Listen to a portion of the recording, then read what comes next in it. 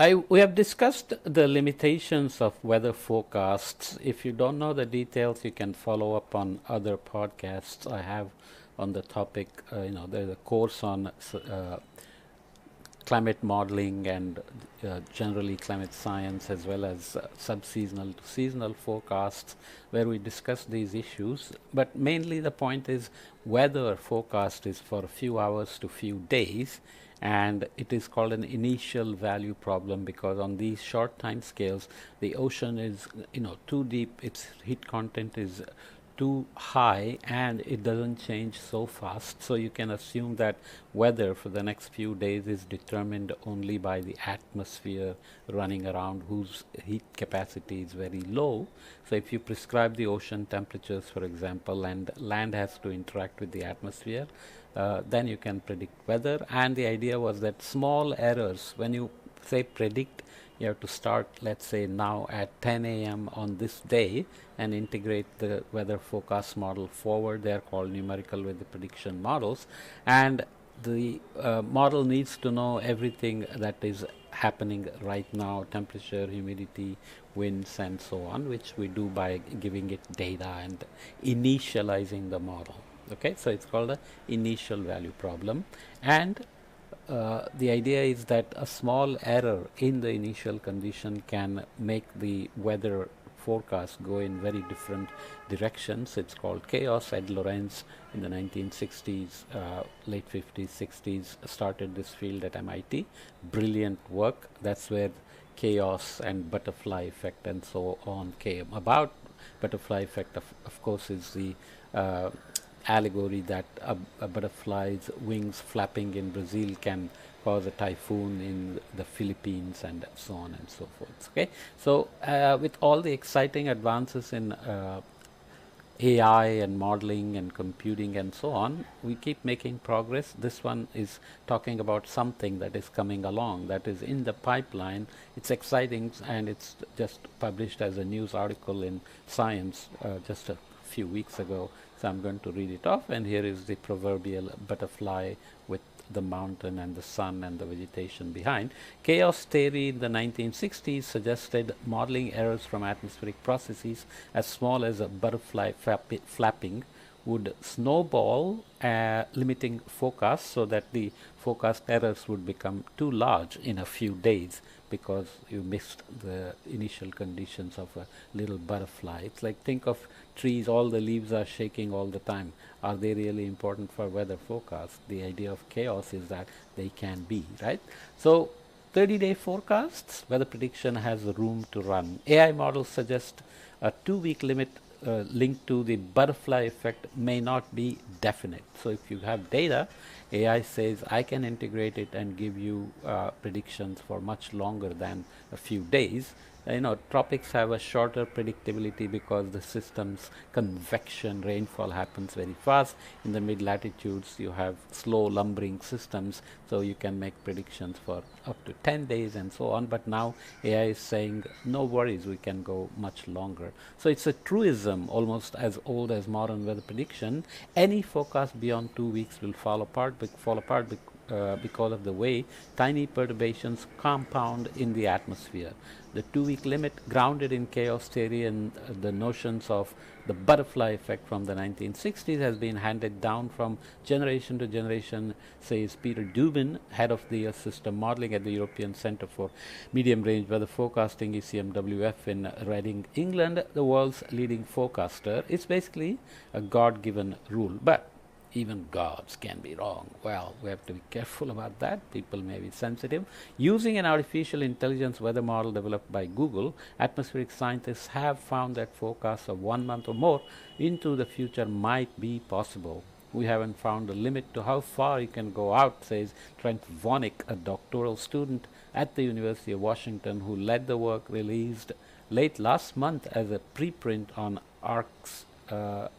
I don't know how it is RXIV, but we ran out of memory first, he says, which means he kept on predicting, and then memory became an issue in terms of integrating forward and collecting all the outputs and feeding the data, etc.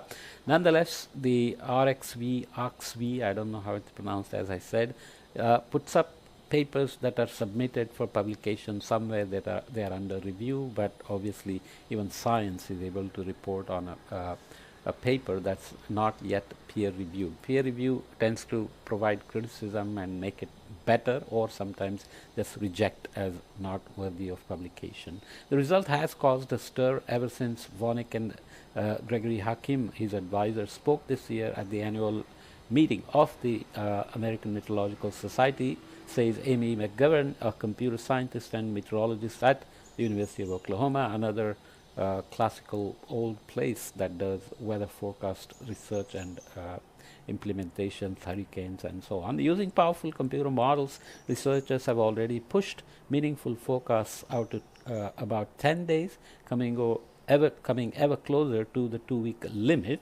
Showing this limit can in principle be broken means that AI will be able to do this someday, which is really exciting, she says. So even though the paper is not reviewed, people are excited because it shows that there are possibilities.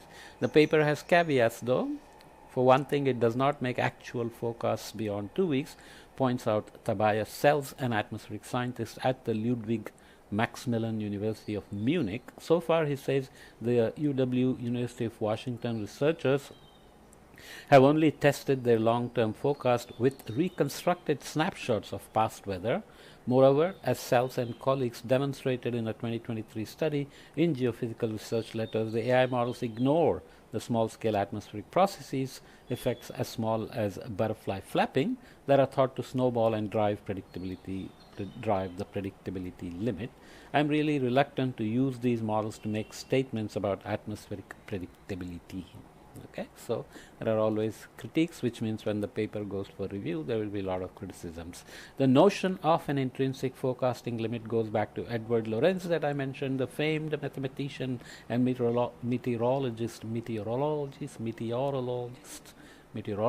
at the MIT Massachusetts Institute of Technology. In a 1963 paper, he pointed out that even a small difference in rendering the initial state of the atmosphere or a similar chaotic system would ultimately cause forecasts to diverge wildly. Then in a 1969 paper, he suggested that even if these initial conditions were known almost perfectly, the system would still have a predictability limit driven by the rapid error growth at small scales.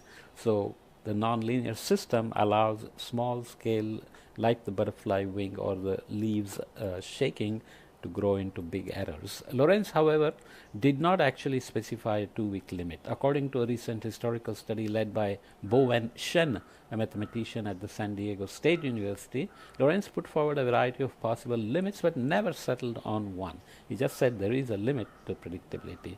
The 2-week figure came instead from MIT's Jules Charney and other pioneers who were gauging the possibilities of the world's first numerical weather models at about the same time. Jules Charney is in some ways my grandfather because he was the advisor of my advisor, one of my advisors at Columbia University. Okay.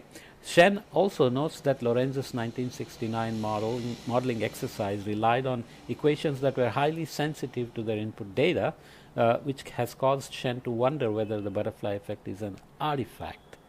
Either way, there is no reason to think that the 2-week limit is a rule. He says it's not physically based. It's not a physically based law, it's an empirical assumption. In their work, Vonik and Hakim relied on Google's GraphCast, an AI model trained on 40 years of reanalysis data. Reanalysis, of course, is a blend of models and data that fills the gaps in space and time to give you, gridded data for the global scale mostly. High resolution snapshots of the planet's weather based on observations and short-term model forecasts is what reanalysis is. The duo wanted to see how well GraphCast would work if they could somehow radically boost the accuracy of the initial conditions, the starting snapshot that the AI model sees before integrating forward. They did this by comparing the final state of the atmosphere from reanalysis data with the GraphCast's forecast. Shortcomings in a forecast could then be used to adjust the initial conditions, potentially bringing them closer to the atmosphere's true state.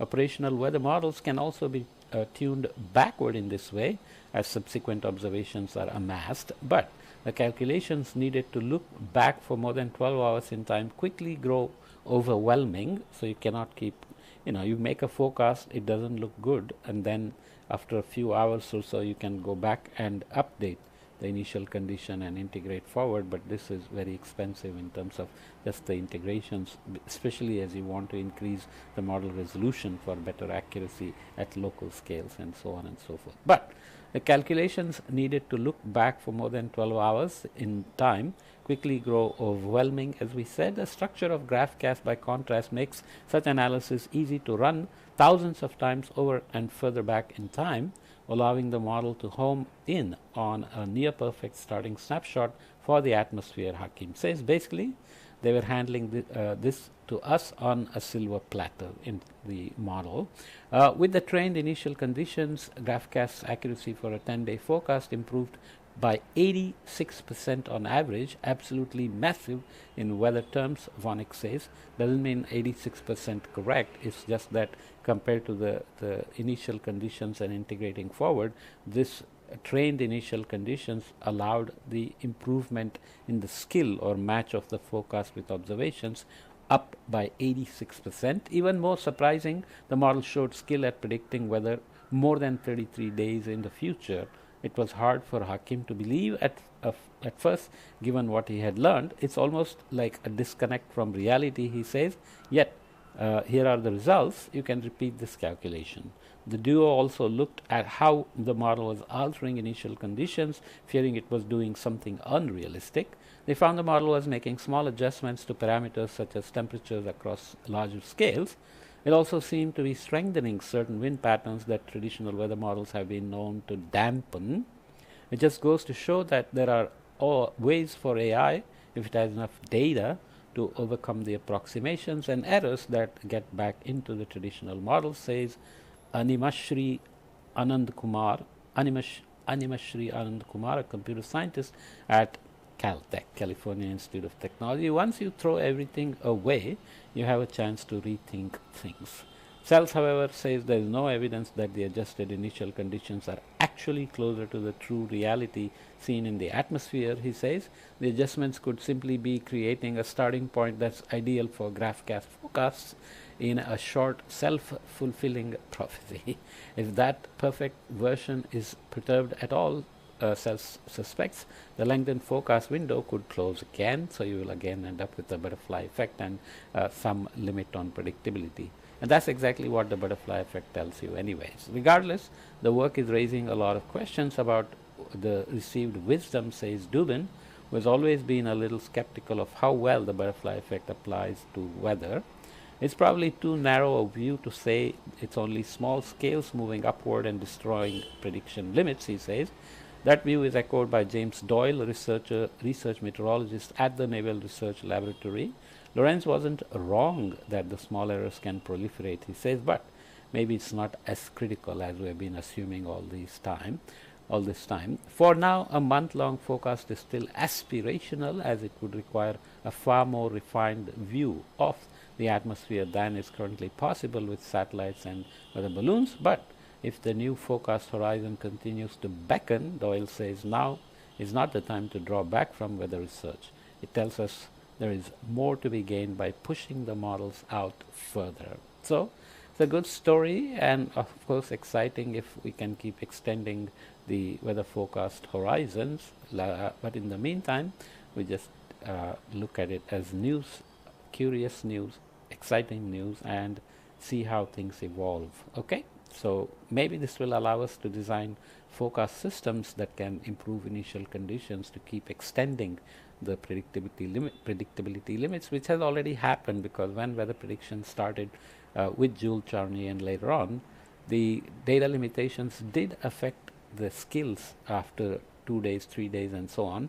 Now you get figures showing how, as satellites data improved, ocean data, atmosphere data, balloon data, everything else improved, the extent of weather prediction has gone from 3 days to 5 days to 7 days, even 10 days, and even in the tropics this is extending. So always fun to keep these things on your horizon and see where things are going. Okay, see you.